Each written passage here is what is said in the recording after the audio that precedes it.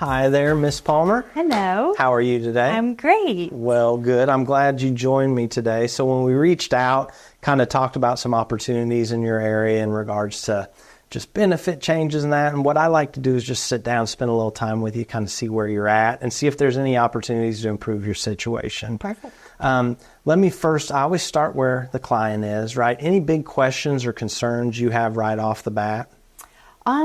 I don't think so. I just know that my core product can, there's like networks and different things like that sometimes I have questions about, but those are a bit more specific. No general questions. Okay, well, good. So when we talk core product, I'm going to back up even further just because I don't know a lot. I want to make sure a couple things. So you do have Medicare? Yes. Okay, A and B? Yes. Wonderful, okay. And on top of that A and B, what are you carrying? There's what they call Medicare Advantage, and then there's also what they call Medicare Supplement and drug coverage. Do you know which of those directions you are? Yes. If it's a Medicare Supplement and drug coverage, are those two different plans? Yes. Okay, then I think I have a Medicare Advantage plan because it's all on one. Okay. So like when you go to a specialist, are you having co-pays when you go to a doctor and stuff? Yes. Okay, that makes a lot of sense. We'll dig a little deeper. If you happen to have those cards, I may have you pull them out here in a little bit because we want to make sure that we understand everything. That's good to know that you already have coverage. You've done a really good job in regards to getting that. A lot of folks come in and just don't know what to do, right? And so they're unable. How were you able to find that coverage? Did you sit down with somebody catch you on the phone, or did you do that on your own? Yes, somebody gave me, so one of my friends had a plan directly through their company, so then they just gave me their phone number. So I don't think I have an agent, I just talked to someone on the phone. Wonderful, okay. Well, good. So here just a little bit ago when I kind of we talked about Medicare and asked for cards, you handed me that card. So it looks like, I'm very familiar with the plan you're in. I think you're in a really good plan. Have you had any questions, concerns with the current coverage? Not really. Every once in a while, I'll run into something where I will try to see a doctor, but they're not in network, so I have to find someone else. But I've been able to figure it out pretty easily. Okay, well, good. What I would say is in this area, based on the plan you're in, it's probably the most prominent plan for most of my clients. I don't want to overassume, but what we'll do is we'll verify. It sounds like doctors and that haven't been an issue. One of the nice things that I bring to the table, what we can do for you is help you with what you had to do. There's no cost in dealing with us. So in the future, if you ever wanted, we're going to have the ability to at least look this over every year and make sure year to year this is still the best fit for you. Okay. Does that sound like something that's fair? Yes. Okay, well, good. So what I'm going to do at this point, honestly, is I think you did a wonderful job. And I just applaud yourself, please, that most people coming into this the way they did, they can end up in a bad situation. You're in a great place. So great job. But that individual you talked to, did they ever talk about any of the gaps or the holes in a Medicare Advantage plan and the risks that could add to your... I don't think so. They just talked about how a Medicare Advantage plan would work on top of my A and B. But Okay. other than that, that's about it. And you feel good about that, how the Medicare Advantage A and B work? Okay. Yes. Well, what we talk about when I sit down with people, if I'm doing my job right, I talk about the big picture of risk, right? And so when I do that, I talk about 4 areas of risk. Okay. And we talk about hospital medical expenses. And what I'm going to tell you is I think you've done a pretty dang good job on that. I think the policy you chose is wonderful, right? So for most of that, I'm going to kind of say, look, that's mostly taken care of. There's one little caveat in that area that I think we may be able to discuss, at least the idea of building on that without much cost to take some risk off the table. Okay? On top of that, one of the other 4 categories we talk about is cancer insurance. Okay? Okay. Is that something that anybody has sat down and talked to you about? I don't think so. I don't think I've ever heard of it. Okay. Well, good. Not that you haven't heard, but it also tells me that it's probably not something that you've had to deal with a lot. So we can discuss kind of the potential and the risks of the Medicare Advantage and what it doesn't cover in regards to that. One of the other categories is what we call recovery care. And for kind of simple idea of what that is if you had to enter a nursing home or have skilled care in the home, has anybody talked to you about that situation? I don't think so. I just know that my Medicare won't pay for me to live in a nursing home. Correct. You already know more than most. Most folks think that Medicare is just going to take care of that. And in reality, what we call long-term care, when we stay in a nursing facility, not covered by Medicare at all. Our last category we talk about is final expense or life insurance, okay? And so I like to go over all 4 of those categories. So if you don't mind, I've got a short questionnaire. A lot of it's going to be kind of what we just hit on, but I like to understand where you're at a little bit and see if any of these are something that you're interested in. So we know your core plan is solid. I love that. So sounds like you haven't or do not have recovery care, long-term care, but it sounds like you recognize that Medicare isn't covered. Yes. Right? Yes. Is that something, have you dealt with anybody else in your family or seen how long-term care, nursing home errors can affect you? Yes, for sure. I've had a few friends where they have had to deal with a situation like that. Okay. One of the things we talk about is leaving a facility quicker and sicker, right? There's what's called a DRG, Diagnostics Related Guide, and that is basically these hospitals that say, we've got a set thing that says, I come in with a heart issue, I've got this many days to care for you, and then you're gone, whether you're healthy or not. Yeah. We have ways of taking that risk off the table by talking about home health care, right? Short-term care and long-term care. All 3 are great options. But I think for you, it sounds like that's something, correct me if I'm wrong, that we could dig a little deeper into. Yeah, absolutely. Wonderful. Okay.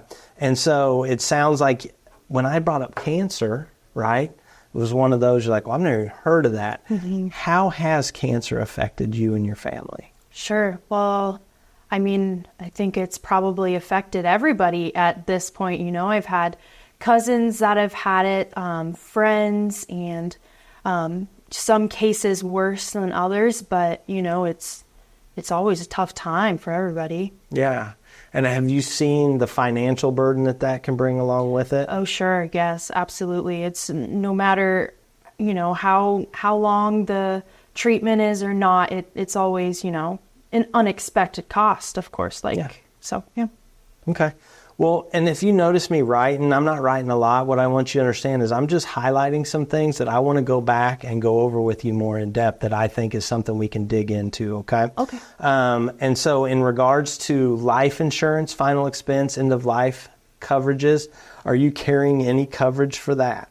I don't think so. I think I only have that Medicare Advantage plan that I got from my company. Yep, and by all means, I'm listening to you when you tell me that. But I'm going to ask some of these just in case, because sometimes people don't know I'm going to talk about life insurance and that kind of stuff. But we want to see the big picture risks that you have. And so life insurance is one of these that it's not a fun conversation, but it's one for a lot of my clients. I said it's important for not only you to have a plan, even if that plan is not to get anything. I've at least made a plan consciously not to have that because I know how I'm going to handle it. But not only that, this is an opportunity for me to talk about you having that conversation with your loved ones, the individuals this will affect, right? And really at the end of the day, that life insurance coverage is less about what it gives you and more about the burden it takes off their plate. Sure. Yeah. Make sense? Yes. Okay. So we'll look at that. So the beauty is really you've done a really good job. I think you're in a good place, but we have an opportunity, I think, to talk about what is called hospital indemnity. And that is something that very simply we can sit and talk about taking some of the medical risks where if you remember on your Medicare Advantage plan, if you enter the hospital, you're going to have a per day charge, roughly $300 a day for 6 days. Yes. For very little a month, we can put a plan on you that's going to resolve that cost and potentially even have some money left over. Okay. It will be money in your hand to pay the bills however you like. Okay. Okay. So is that still a good option even if obviously unexpected things can happen, but is that still a good product if I'm someone who doesn't spend too much time in the hospital or haven't in the past? It can be. So we do have some options on that one that are guarantee issue windows. And what I tell people is we don't ever want to buy the car insurance after the wreck. And that's just to simplify it, right? It doesn't mean we can't. What's interesting about these hospital plans, it's one of the few products that I've got some windows of guarantee issue that it doesn't matter what's going on with you, we can get the plan. The bad part is Most of those, if we take it during that window, anything you currently have, it will not pay on for 6 months. Got it. Okay. Right? So we got to weigh that out. So what I tell people is, if you truly have a concern or think there's a risk factor, we want to have that prior to the event. Doesn't mean that's our only option. Sure. But that's our best case scenario. Okay? Sounds great. So as far as your medical goes, that cancer, this is one, it's up to the individual. Cancer to me is one of these that I've got people that are concerned. Yeah. I've got others, even though they've dealt with it or seen it, go, no, I think I'm okay, I can pass. Yeah. But the reality is we're in a society right now where it's almost 3 out of 4 individuals, somewhere between 2 and 3 individuals out of 4 are going to have some form of cancer, right? And so having a game plan for that, once again, we can get those coverages for very little cost for the risk. So it's something that I at least want to dig deeper and quote, and then we can make a decision on big picture whether that fits. Perfect. Is this something that you write on a lot of your clients? I throw out that 50-50 number because it really is almost a flip of the coin. Sure. Cancer in particular seems to be, I've got people that, believe it or not, like they can look me in the eye and say, well, I'm never getting it. Yeah. Sure. That may be naive, it may not. And I love the optimism. That's a great thing, right? I don't ever want to take that from somebody and argue that. But the reality is none of us have that crystal ball. So if that's something that concerns you or it's going to keep you up at night, I can tell you having one of these plans more than likely is going to pay off at some point. Right. Yeah, exactly. Well, everyone I know, they weren't expecting to get it. So exactly. Yeah. I use the example with my mother all the time.